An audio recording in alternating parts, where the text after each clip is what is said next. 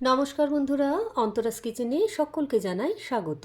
আজ নিরামিষ ফুলকপি আলুর সাদা তরকারির রেসিপি শেয়ার করছি।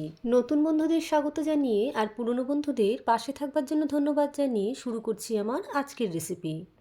প্রথমেই ফুলকপিটা আমি একটু ভাপিয়ে নেব। তার জন্য কড়াতে কিছুটা জল ফুটিয়ে নিয়ে কেটে রাখা ফুলকপিগুলো দিয়ে আমি ঢাকা চাপা দিয়ে গ্যাসের আঁচ বন্ধ করে মিনিট 15 মতন রেখে দিয়েছিলাম।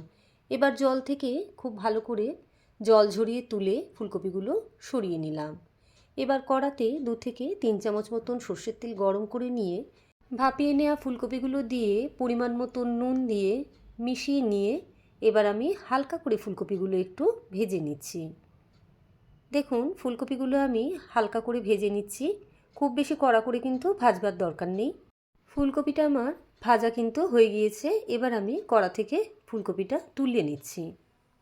ওই কড়াতেই আমি আরও 3 থেকে 4 চামচ মতন সর্ষের তেল ভালো করে গরম করে নিয়ে তাতে ফোড়নে দিয়ে দিলাম হাফ চামচ মতন 5 ফোড়ন, একটা ফাটানো কাঁচা লঙ্কা আর 1 চিমটি মতন হিং।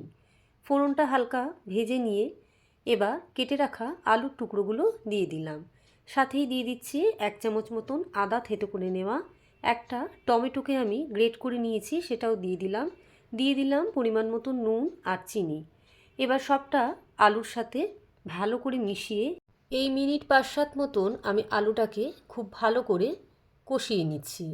এই পর্যায়ে দিচ্ছি 1 মুঠো মতন মটরশুঁটি, আর মটরশুঁটিটা দিয়েও আলুর সঙ্গে একইভাবে কষিয়ে নিচ্ছি।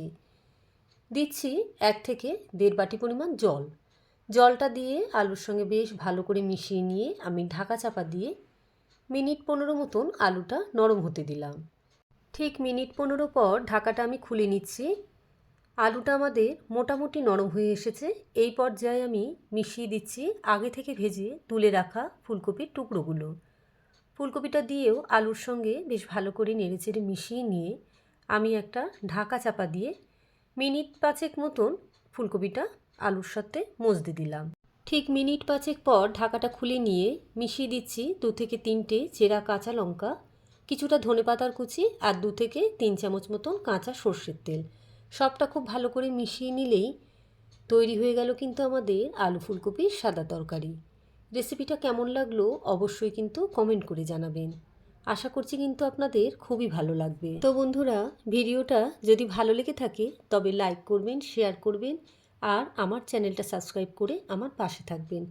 আজ তবে এখানেই শেষ করছি। ধন্যবাদ।